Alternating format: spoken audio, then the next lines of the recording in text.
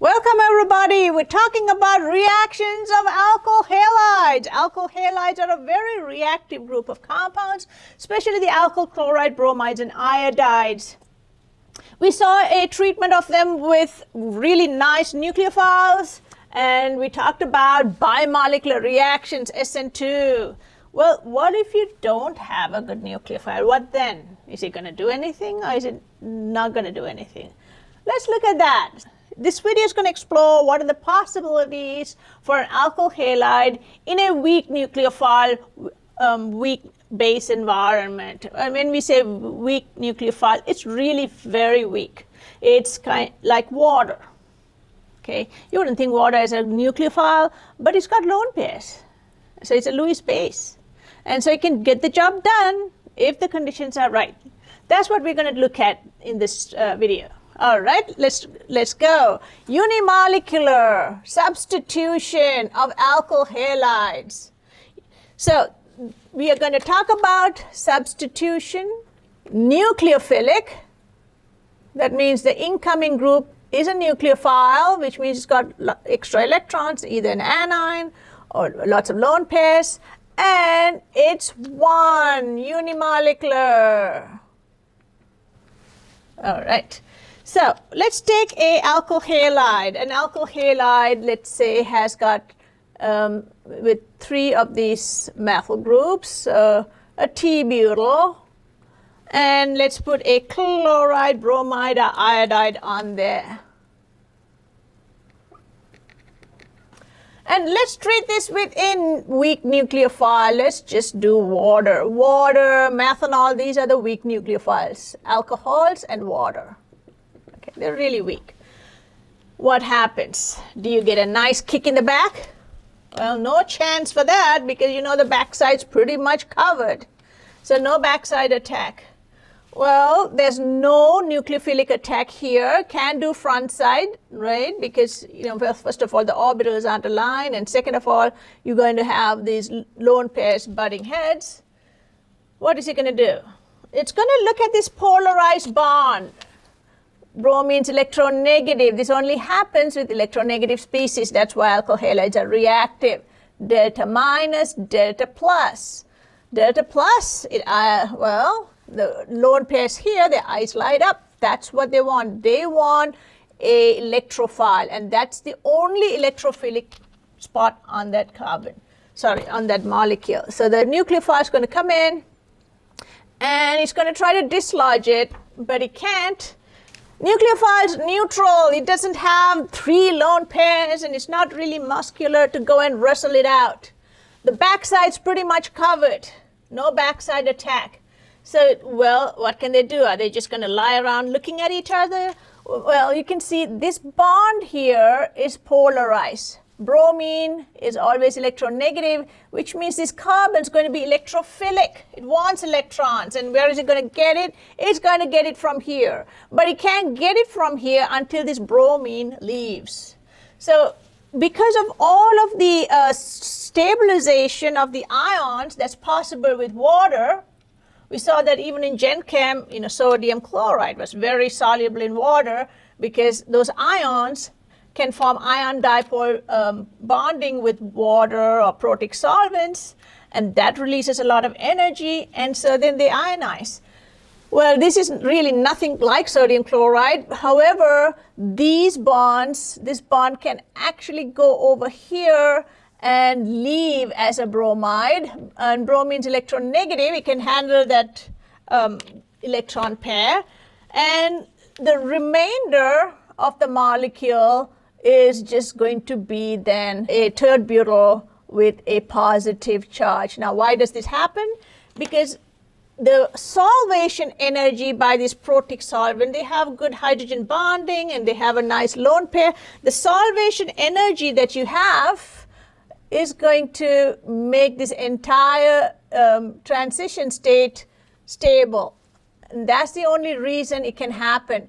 If you didn't have a polar, very polar protic solvent, and you had, let's say, a non-polar solvent, this would never happen because, you know, there's no solvation. There's no salvation. And same here with the bromide. And you can have 6 of these. I'm just going to draw, 3 of these. And even the bromide is going to be solvated. And so the energy comes down. This is the only reason why these ion pairs can form. So for that, you need a nice, very polar protic ionizing solvent. So once it's ionized here, this is your intermediate. What can happen to the intermediate? The intermediate is just going to be going around, it's positive, it's looking for a partner who's out there. Before it can even find somebody really nice, it's going to get zapped up by that water. The water molecule's been eyeing this carbon all along, and before it even has a chance, the water molecule is going to step in and attack it. So the water molecule here is going to attack this carbocation from, let's say, above and below. I'm going to draw that out again. So you can see your methyl groups here are going to be in one plane. You have a p orbital that's running through this. This is sp2 with a p orbital. The p orbital is empty, so we put a positive to show that, which means you have, this is a nice carbocation, and these water molecules that are surrounding it go shoop, before the methyl can even blink. It's formed a inseparable bond. It's gone, it's taken. And this can happen from this side or this side because this is perfectly symmetric. So before you know it, it's zapped and you're going to get a oxygen tagged onto that carbon. So you have a sp2 with a p orbital now going to an sp3. You lost a lone pair. One of these electrons came over and made that bond. And so now the lone pair is a sigma bond. And so your formal charge is +1. Obviously, you don't want to be left high and dry with a positive. And so here comes another water molecule that kind of helps out. Says these guys, all right, you guys can kind of cozy up and I will take care of that extra H. So now you can have this carbon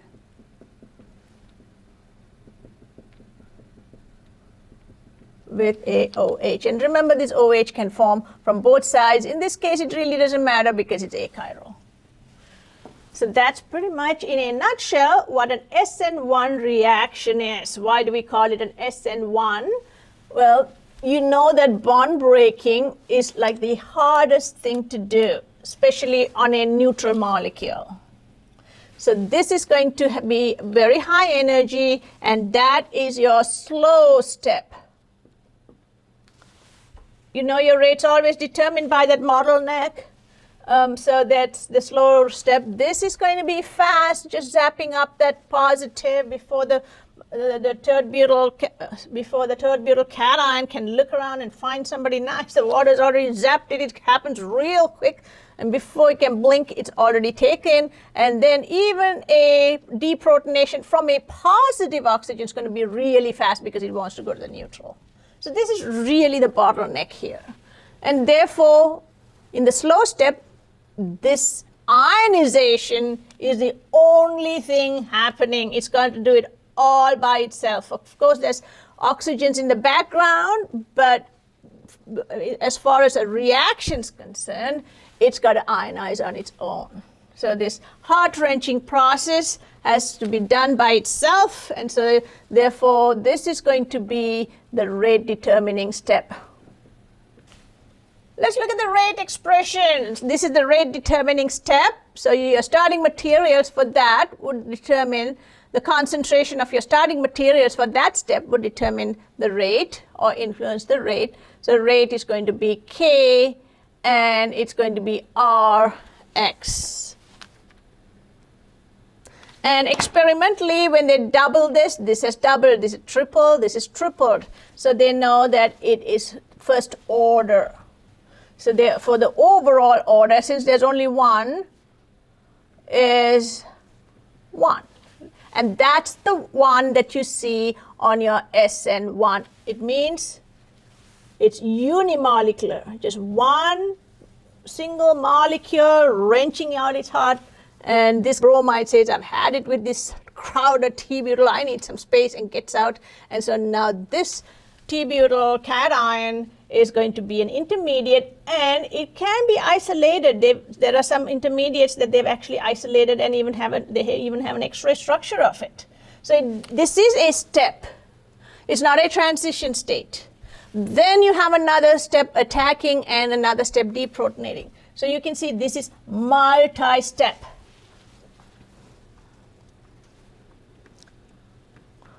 So these are all very different from SN2. In SN2, you had primary and it had to have a backside kick.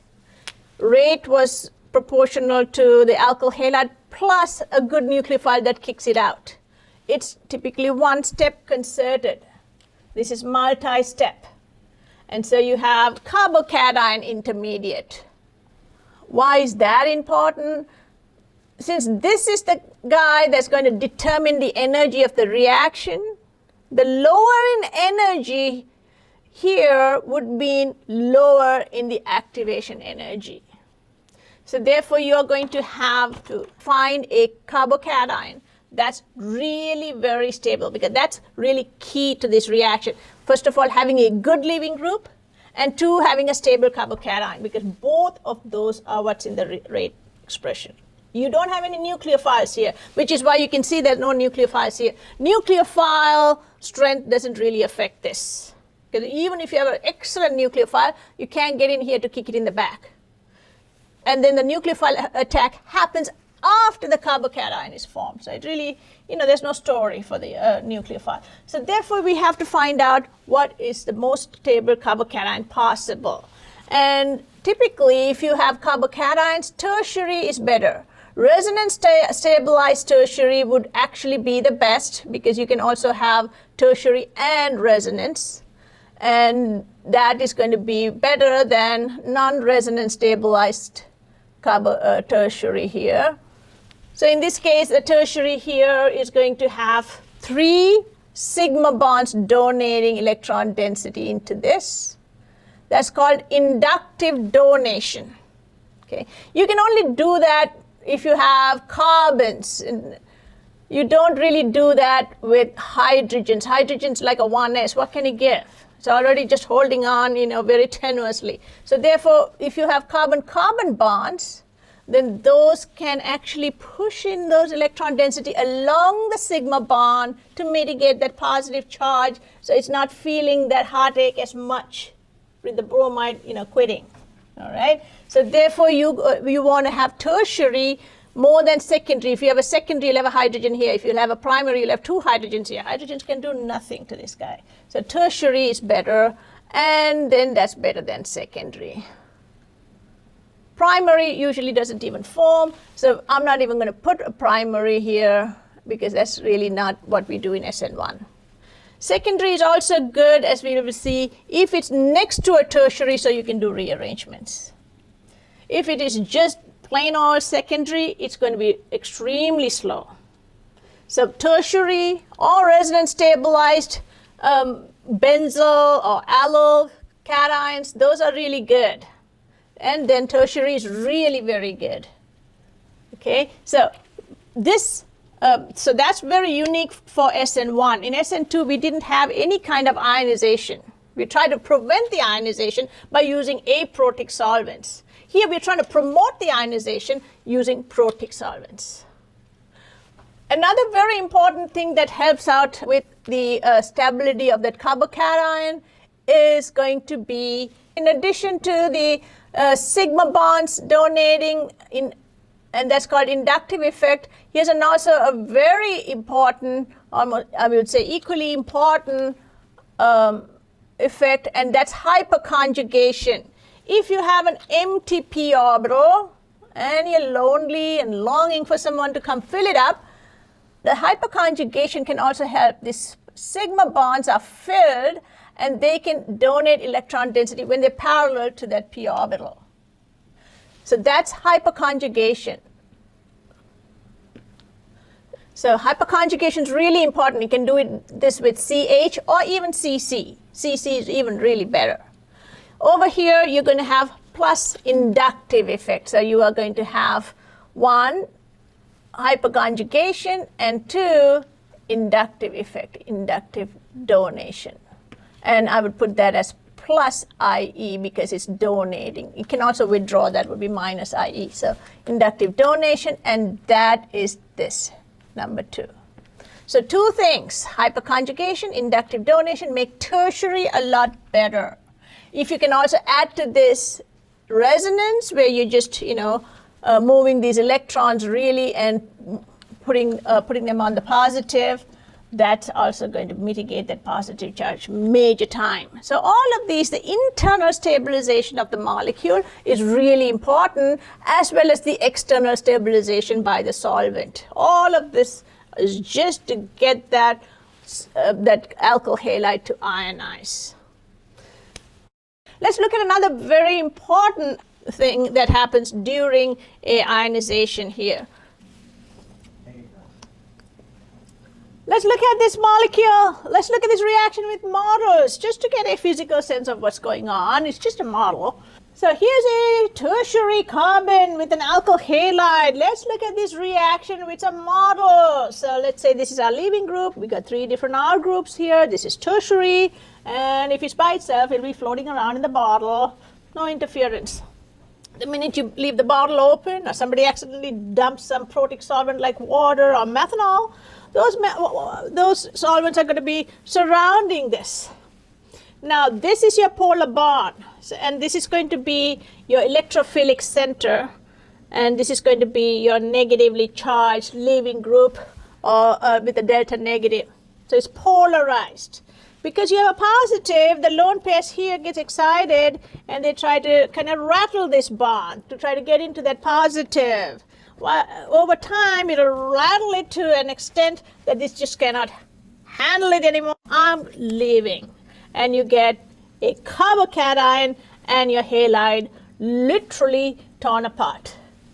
So now it's going to have a flat sp2 carbocation. That's your intermediate. So you have 3 sp2 orbitals, and you have a p to spare. This is your p orbital. It'll have a lobe above and below the plane of the molecule. Now this is going to be empty because it's a positive charge. So that is going to be a target for anything that's looking for a positive, basically nucleophiles. Let's say you have nucleophiles or even solvent. Let's say that's your nucleophile, it can come in, and this is free to attack from above and just as free to attack from below. So if this is your nucleophile floating around, it could even be the solvent molecule floating around. It's got some lone pairs, and lone pairs are seeking positive, and here you go, it can come in, and this is flat. So it's got all of this open to attack from above. Or it can just as easily attack from below. It's exactly equal up and down. And it just goes in and bonds either above or below to this carbocation on the empty orbital. And then you can get an attack from above and attack from below. And as you can see, they are going to be mirror images of each other. So you will get a pair of enantiomers in this case. Obviously, if you had another chiral center, then you would get a pair of diastereomers. So these reactions are not really stereospecific or stereoselective because you can have attack from above and below on this carbocation. If you started off with a nice chiral center, your chirality is scrambled, and you will get a raceme, a 1-to-1 raceme. And let's look at that. So let's say we have an alkyl halide here, a carbon, chlorine, but this one is chiral. It's got a hydrogen, a methyl, and a benzene here. What happens when you have chiral alkyl halides? Does it have a nice inversion like we saw before? Well, look at this. First thing that has to happen is chlorine has to pull those electrons off, take off. chlorine says, I've had it with this guy. I hate carbons, can't stand them, and leaves. So chlorine leaves, and then we are now going to have a carbocation that's very unhappy. It's kind of going through this divorce, and it's really unhappy. So now, well, as we saw before, you're going to have a p orbital here that's empty. And this p orbital is going to be attacked on top and bottom. So let's say we have methanol here, a nice protic solvent. It can attack on top, or it can attack at the bottom.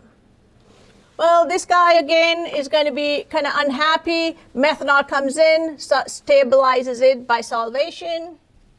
And well, he's kind of happy. Methanol brings in some cookies and movies and makes it kind of not feel too bad. And before he can look around to see who else is there, methanol just jumps in and makes a bond. So now you have oxygen up, and you lost a lone pair here, and so you have a positive. Plus, you can have methanol attack from below. So you can have your methanol attack from below. So this, once you attack, you're going to have this go out and go in, and same here. Attack from below is going to give you a methanol like that, hanging on to that carbon. That was a carbocation. It just really doesn't have any choices now but to say, okay, well, I kind of got duped. And now you're going to have this hydrogen being pulled off by the methanol. And you're going to have a neutral ether. So that's one of the things that really happens a lot with SN1. You get alcohols or you get ethers, because water and alcohols are the most common protic solvents out there. Now, even though this is secondary, it goes pretty fast, because once you form a carbocation, you can see how you can have stabilization by resonance. And I'll write that down in a minute. So if you look at this, you are going to have a molecule where you have OH, so CH3 on the top, and you have another product, and they will be forming in equal amounts, because since this is flat, you can attack from the top plane or the bottom plane.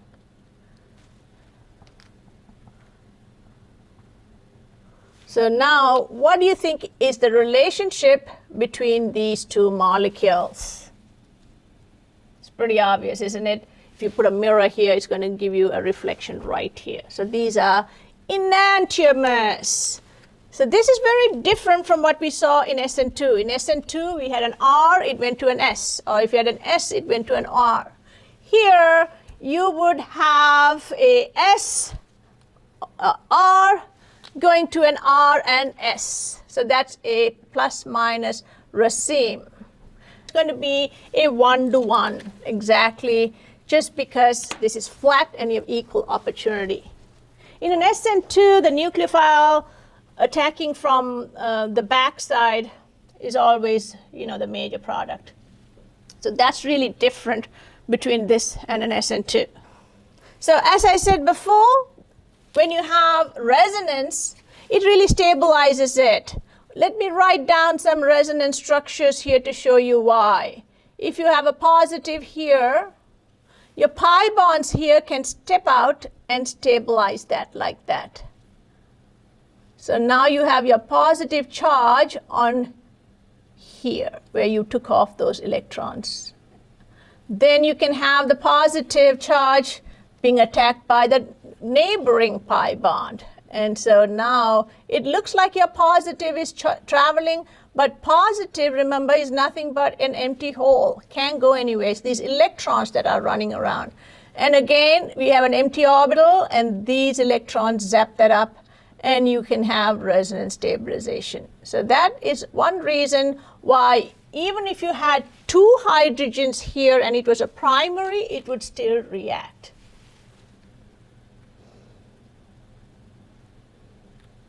And then back again. And then it would be attacked by the methanol. Because you want to form that benzene again. Now you'd have methanol attack it and deprotonate and give you this. So that's one of the major reasons that benzyl and alkyl chloride, even though they're primary, can react in both SN2 and SN1. I'm going to put a note for that. Note, benzyl primary, which means you have a benzene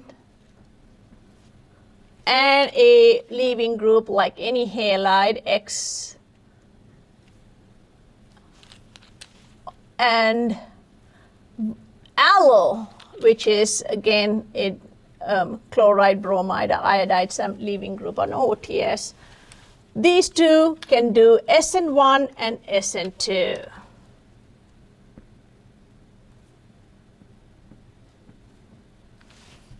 What if the halogen is on the ring or on the double bond? Is that going to do an SN2?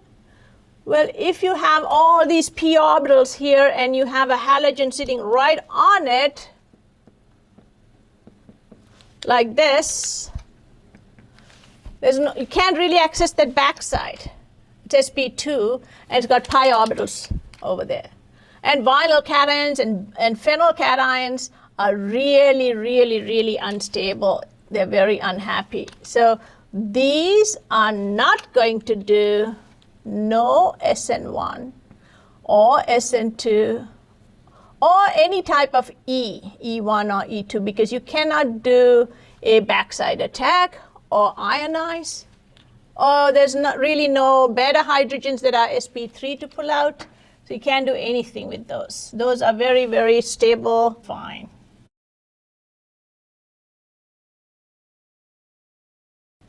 Let's say we have a secondary and it still wants to do an SN1 because there are no good nucleophiles. Let's take this molecule, for example, and see what happens here. Let's say you have a alkyl halide, could be any one of these, and you want to take these off because you don't have a very strong, good nucleophile.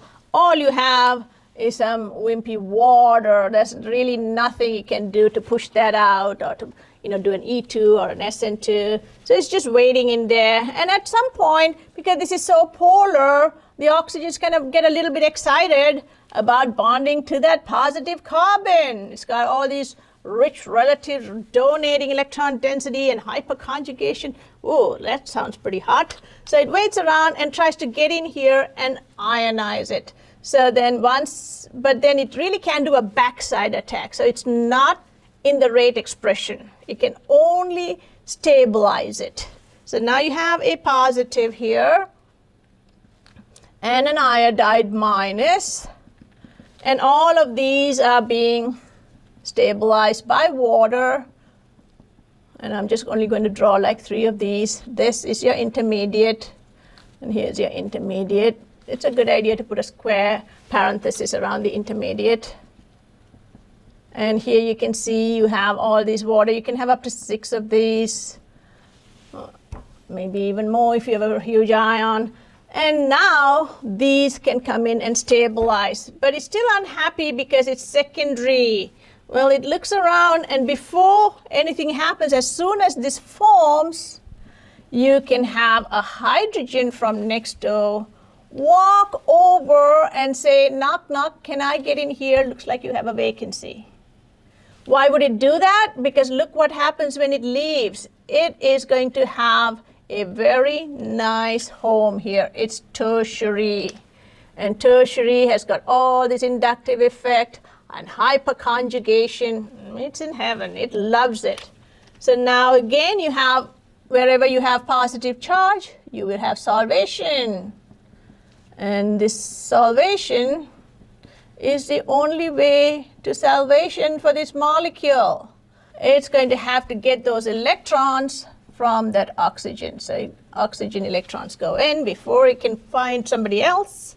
It's done. So you are going from a secondary to a tertiary, and that is called a 1,2 hydride migration. It only can do next door because it's almost like it walks over.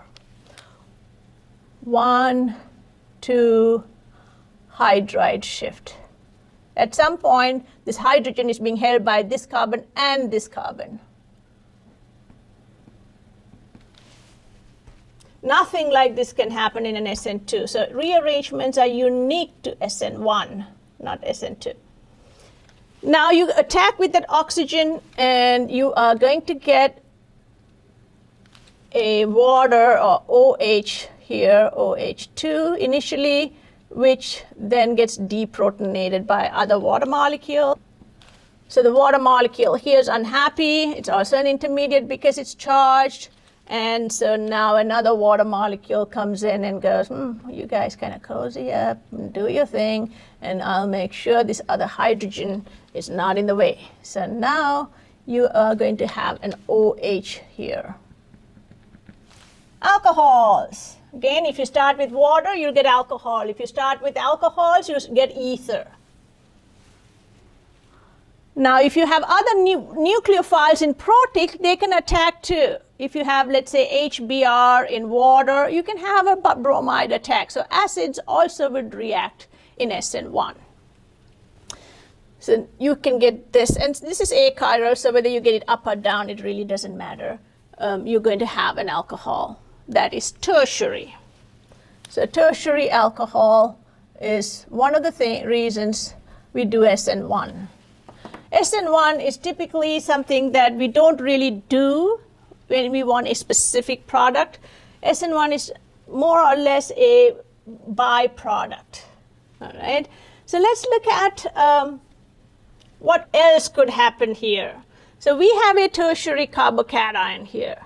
Now, if you look at this tertiary carbocation, it is going to be doing hyperconjugation with this hydrogen, and it's going to get electron density donated from these three. So it's got inductive effect, and it's got hyperconjugation here, here, or here. In fact, there are two hydrogens here.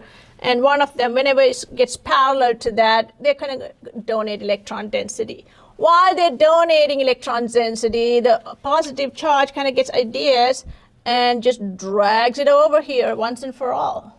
Well, why are you giving me this, teeny bit of electron density? Just come on over. And pulls those electrons down, and that gets slapped down to give you a very nice alkene.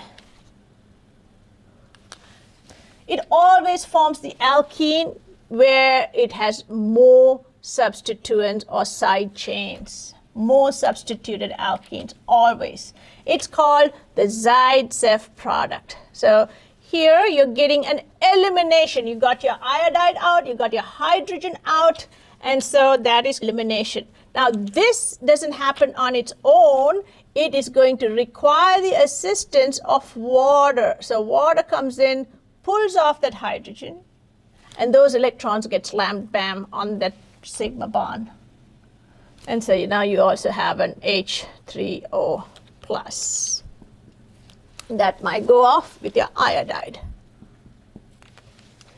So this is another very important thing about SN1.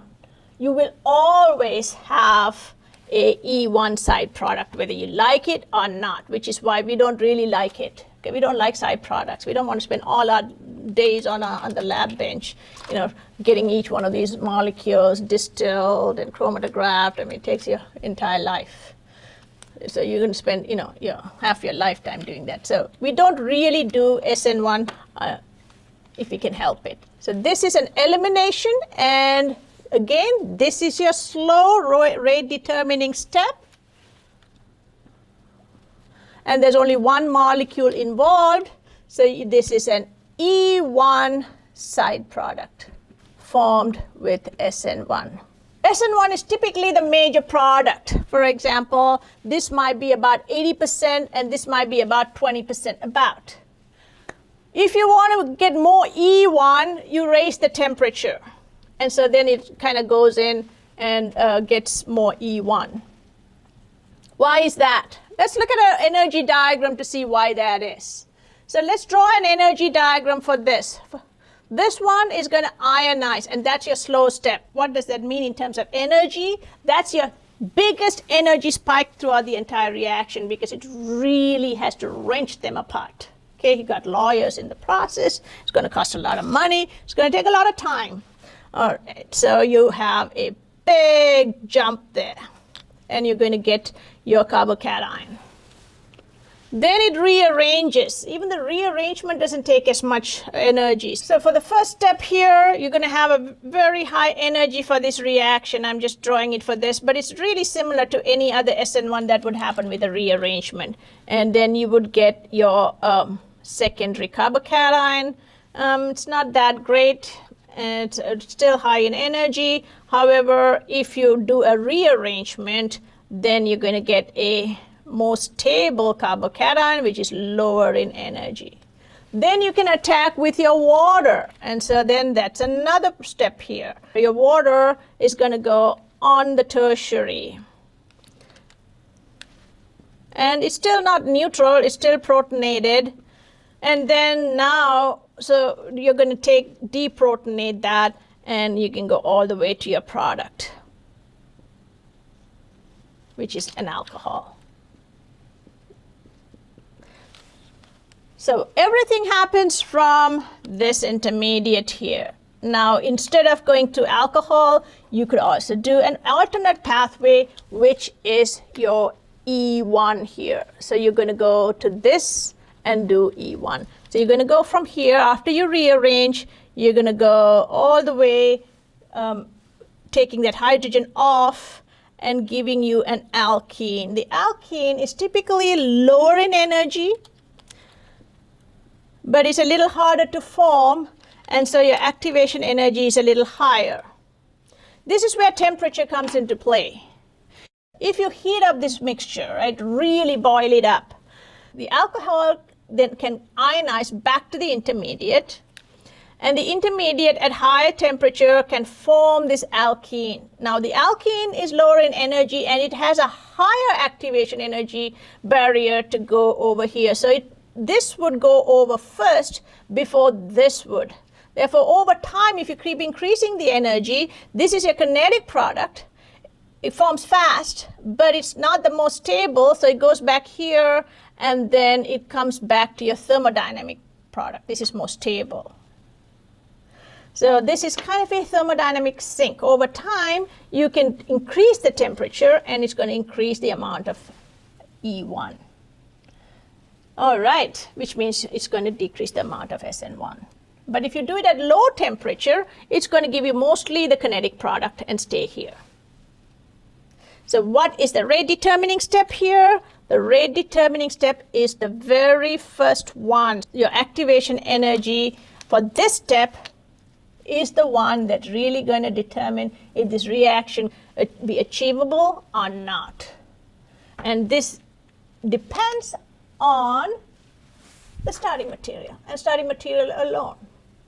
There is nothing like a base or a nucleophile to either kick out or pull out a proton to assist this molecule to go to the product. It's got to do it all by itself.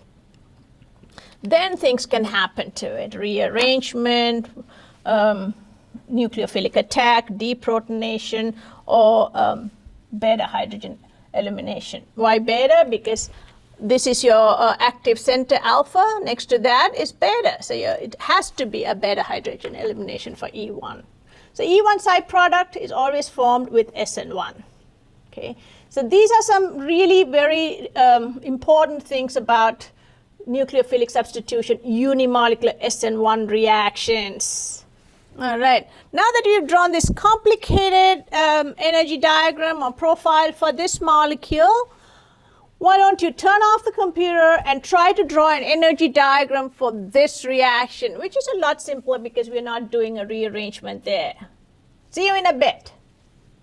All right. So here's your starting material. You're forming a carbocation. That's the slowest step, which means that's going to be your highest mountain to climb. So let's say you have a starting material, and that's your highest mountain. Then you got to have a attack with your protic solvent. It could be methanol, water, even like amines that have hydrogens. And here that's going to go to another intermediate here. So let me draw out your carbocation first. So your chloride or bromide or iodide, whatever's coming with that, gives you a carbocation, which then is attacked up and down by this water, which means you're going to have a protic solvent dangling over there with a positive charge, R or H. In this case, we did water.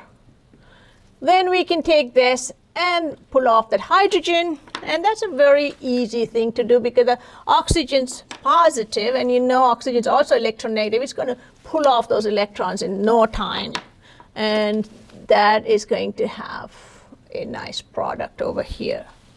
Now, is this not going to have an E1?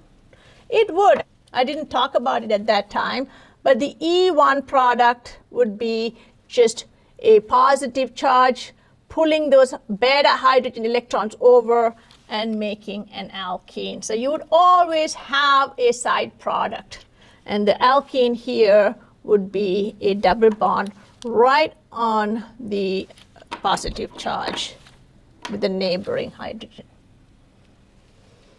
Now, another important thing here is we pulled off this hydrogen, great. Can we pull off this hydrogen? Is it going to give us a different product? And what about these hydrogens? Aren't they also beta? Yes, they are. So when we come back and talk about E1 reactions, we'll talk about all of the possibilities for E1. But this would be the most stable. So one little note here, the E1 would also form alongside the SN1. Now, we talked about transition states in SN2. I mean, do we not have transition states here? Does it go without transition states? That's impossible. Any molecule going from one form to another would have to go transit through a bond-forming, bond-breaking mechanism. So therefore, all of these would have transition states. The first step here, as we said, is the slow rate determining step. That means it's going to be the hardest to do. Wrenching apart that bromide from that carbon would take all of its energy. So that's your high activation energy. All the other activation energies are relatively small, so they are not really rate determining steps at all here. EA here is really small. So this is going to be 1, 2, 3 steps. Each of those humps is a step. Each of these little wells is an intermediate. So this is I1, I2. Before you form an intermediate, there's a transition to go to that change. So that will be your transition state. This is going to be transition state 1, and this is going to be transition state 2 and transition state 3. What do they look like? Whatever the change, it's going to be happening incrementally in the transition state. So if I take transition state 1, you're going to have the bromide leaving. I'm doing this because a lot of students think SN2's got a transition state and SN1 doesn't have a transition state. That's really not true at all. You got to go through a transition, right, before you kind of metamorphosize into something else. It's like you can't go to a butterfly from a caterpillar in one step. You got to go through a cocoon and then it goes through the butterfly. So you got multiple steps here, but each one of them has a transition while it's forming. Here's your second intermediate now getting zapped by that oxygen. So oxygen forming a bond with that would be your TS2. So your carbocation forming a bond with the oxygen. And here it's positive.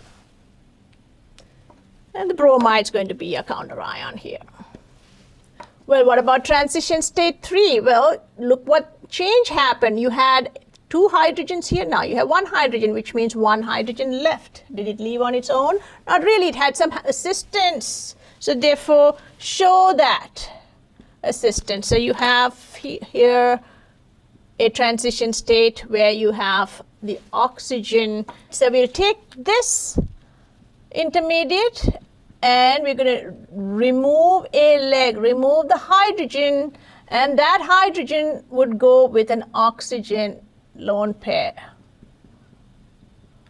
And that would be your second transition state. So for all of them, you would put these telephone poles that tell you it's transitioning, it's not there forever, it's transitioning, it's not going to be there forever, it's like a flash.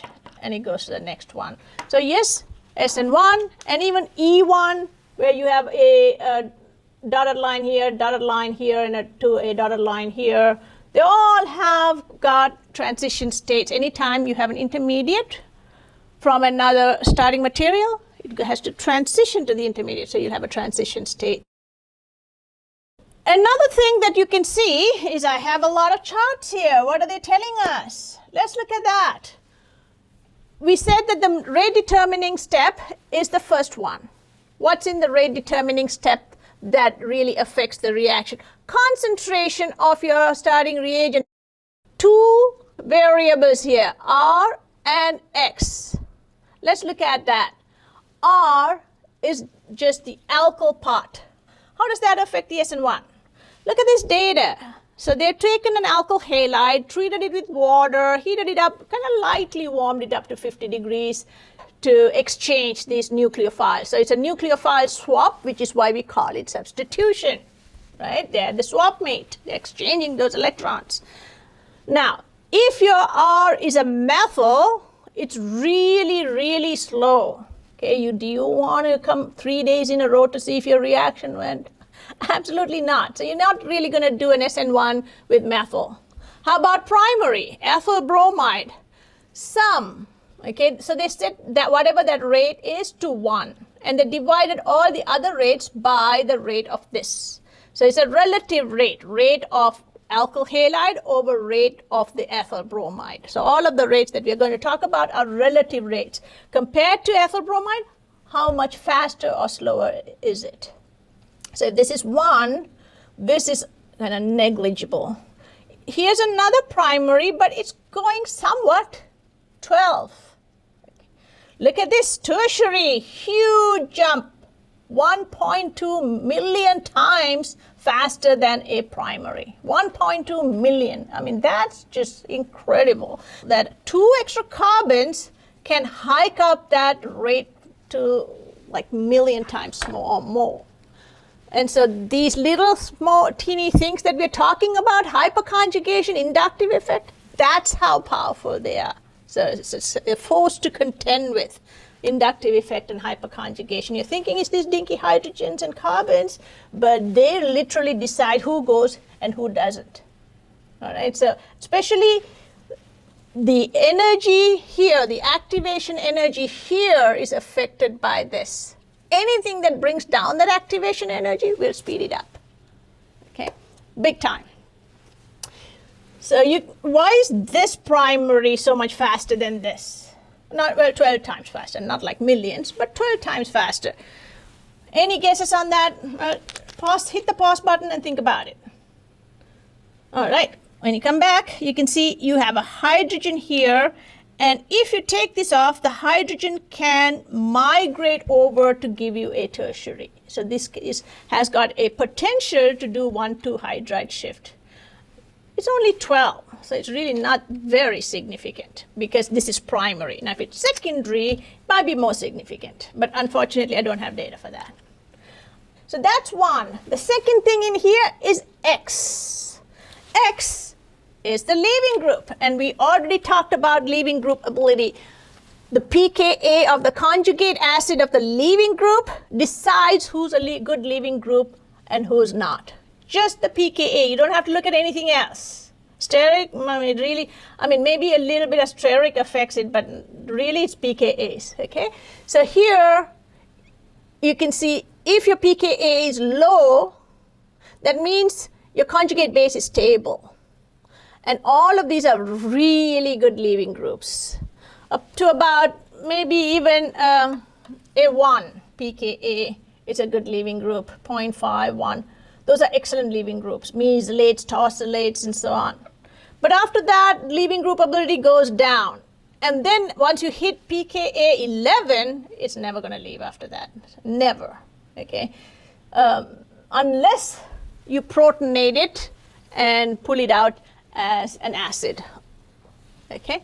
So pKa 11 is going to be kind of the cutoff, as we talked of before. After that, it's base. Okay? Bases, they're not good leaving group. Bases want to be with somebody, like CH3O wants to be methanol with a hydrogen.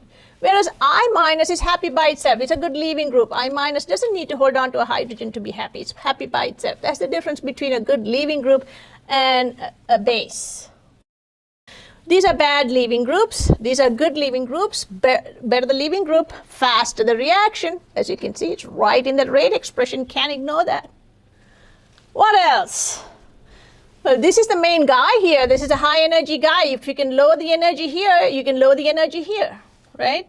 So what can lower the energy of this intermediate? You can see solvation. So solvent plays a huge effect in SN1. You can see if your solvent is protic, these are all protic, your relative rate depends on the dielectric constant. That means the ability for that solvent to store up electrical charge. Okay, so that means it's really very polar, very, very polar. And all protic, because they have a hydrogen that can come off. Why is that important?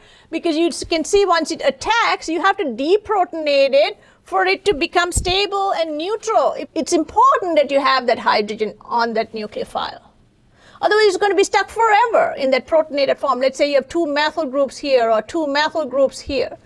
You're going to be a protonated ether form, which is really unstable, which is going to then go back to, in the reverse direction. So you got to have at least one hydrogen that can fall off and make it neutral and give you, let's say in this case, H3O+. It's going to run away with your bromide.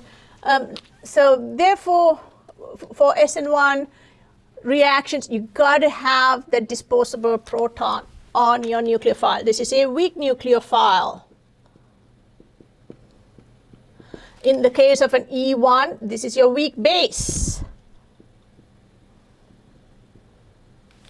So solvents play a huge role. They're also the nucleophile in this case if it's a solvolysis. So acetic acid is a lot more acidic than water. So pKa has nothing to do with the relative rate. As you can see, that's the slowest. Now, polar dielectric constant has everything to do with the rate. Dielectric constant 6, and this is your relative rate. That means they set the rate in this solvent to 1. Whatever they measured, they set that to 1. For everything else, they divided the rates by this. Okay, so it's a relative rate. Methanol, dielectric constant 33, it's 4 times faster, not a whole lot. Here's formic acid, 58, 5,000. So formic acid is a nice, beautiful, light, weak acid. It's still not as good as water. Water is the best for SN1E1. That's 78 dielectric constant. You can see it's 150,000 times better or faster at going to over here, where this is going to be an OH because the dielectric constant is very high. Here's another solvent effect. So here you have protic solvents and aprotic. Do you think it's going to go in an aprotic? We already just mentioned you need to have that hydrogen for deprotonation. So yeah, it ain't going to go. Look at this.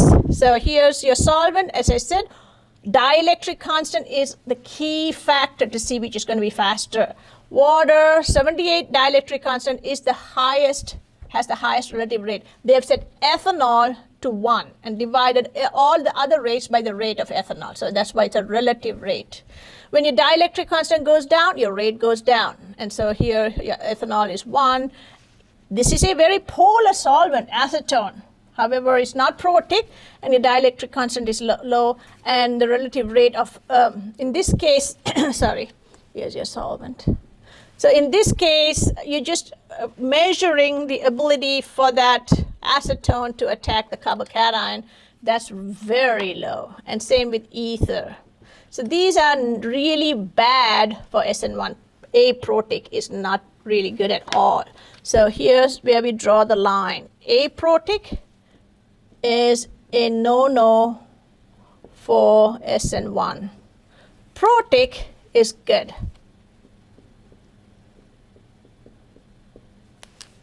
That's something that we get from this chart, right? This chart just tells us the dielectric constant is a key factor in determining the rate. Higher the dielectric constant, higher the rate. We also found out you need to be protic. Aprotic is really not going to go at all, which is the exact opposite of what we saw in SN2. In SN2, aprotic was really fast and protic was very slow. Here's another chart here. They're forming a carbocation which they're trapping, and they're finding out the rates. You can see this is a protic column and this is an aprotic column. Again, the highest rates are with protic. Water tops the chart consistently. There's nothing better than water for SN1 because of its high dielectric constant. It's a nice protic solvent. It's also really small. It's fast. Aprotic, I just wrote down some solvents: DMSO, acetonitrile, N-dimethylformamide, which is DMF, HMPA, hexamethyl phosphoric triamide, which is just a phosphorus oxygen double bond with 3 NMe2. So that's 30. Acetone, dichloromethane, THF, tetrahydrofuran, ethyl acetate, ether, toluene, hexane. Now, when they did the rates for this, when you have a higher dielectric constant, the relative rate is higher, but it's still a lot lower than your protic. And it really falls off. And for these, it's negligible. They couldn't even wait long enough to collect the data. It's that slow. Now, does that mean it's always going to be solvolysis? Not really. So is the SN1 only useful for protic solvents? Can't we do anything better with that? You can, as long as you bring in your nucleophile in a protic solvent, because as you can see, aprotic is going to be really, really slow and not really worth your time. So example, if you have a tertiary like this, let's say you have a tertiary iodide, bromide, chloride, you kind of used all of them, or even an OTS. OTS is actually a really very good leaving group, by the way.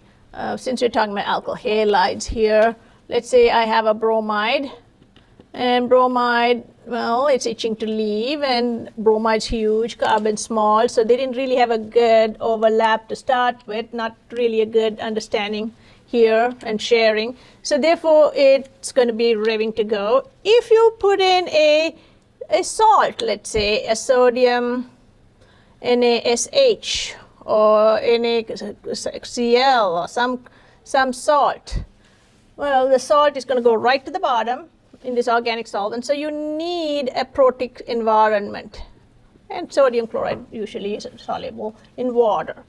Then yes, you can rattle that and you can attack that with your chloride and get your chlorine here.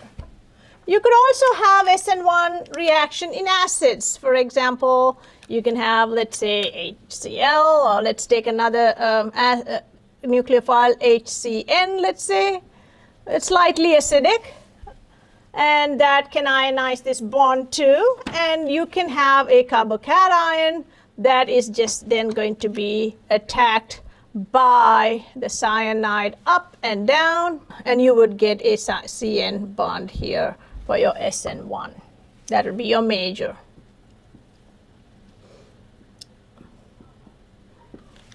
So for you could use other nucleophiles. However, it's got to be in a protic solvent or in an acid.